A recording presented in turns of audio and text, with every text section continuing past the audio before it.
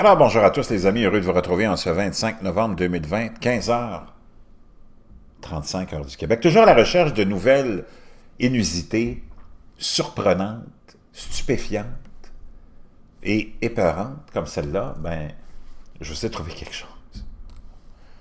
Imaginez-vous, ça nous vient de AJC, Atlanta News Now, qu'un étrange ver ressemblant à un serpent est en train d'envahir l'État de la Géorgie. Rien de moins. Wow! Mais sans observation possible d'espèces étranges, rien qu'à Atlanta. Une espèce envahissante, glissante, connue sous le nom de ver de jardin à tête de pelle, est en mouvement en Géorgie. Repérée à plusieurs reprises dans l'État, y compris plus de 100 observations possibles dans la seule région d'Atlanta, selon le rapport. La créature ressemblant à un serpent est un spectacle terrifiant. Aussi connu sous le nom de ver marteau en raison de sa forme distincte de tête en demi-lune, le planaire terrestre est brun jaunâtre avec une bande au milieu de son dos. De plus, les responsables de l'agriculture émettent un avertissement sur les paquets de semences qui nous proviennent de Chine apparemment. On ira plus tard voir cette nouvelle-là. Il peut atteindre près d'1 pied de longueur et est également légèrement toxique s'il est manipulé en raison d'une toxine sécrétée par sa peau. C'est ça qui est inquiétant. La toxine serait la même neurotoxine mortelle produite par le poisson globe qui est cité dans une étude de la Utah State University. Une autre caractéristique étrange du ver est que sa bouche n'est pas située sur sa tête, mais au milieu de la face ventrale de son corps. Encore plus effrayant, les planaires sont connus pour se régénérer en deux créatures distinctes si elles sont coupées en deux. L'animal est carnivore et connu pour se régaler de vers de terre et d'autres invertébrés vivant dans le sol, mais il a peu de prédateurs, ce qui rend l'espèce difficile à contrôler. Le ver de terre considéré comme une menace pour les cultures, c'est-à-dire le ver n'est pas considéré comme une menace pour les cultures.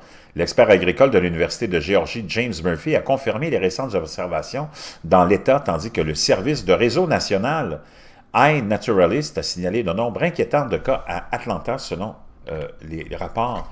Murphy a averti quiconque rencontre le ver de faire preuve de prudence, car la tétrodotoxine peut être dangereuse si elle est absorbée par la peau.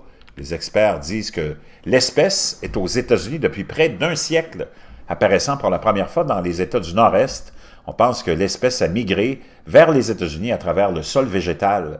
Murphy a attribué les récentes observations au changement climatique et à la migration, mais aussi à des recherches amateurs généralisées avec l'événement des téléphones avec appareils photo et des ressources en ligne. Étant donné que ces vers sont souvent disséminés dans le sol, il est possible qu'un afflux de plantes exotiques dans une zone avec la hausse des températures entraîne une augmentation des populations.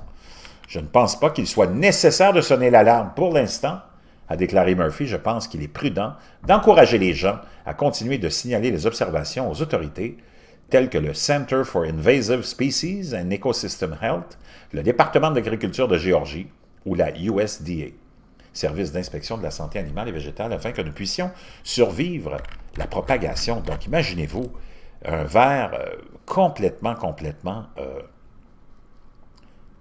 étrange, mais c'est surtout le fait que ce ver-là est toxique et peut causer des problèmes de santé si vous le touchez. Donc, imaginez-vous, on en est rendu là avec des espèces quand même qui sont banales, hein, qu'on peut retrouver en jardinant. Et imagine s'il faut que tu tombes en plus sur de ces vers-là qui peuvent être dangereux pour la santé en provoquant des toxines, en rejetant des toxines sécrétées par sa peau et qui pourraient, même être très dangereuses pour nous. Vraiment inquiétant. Je vous reviens.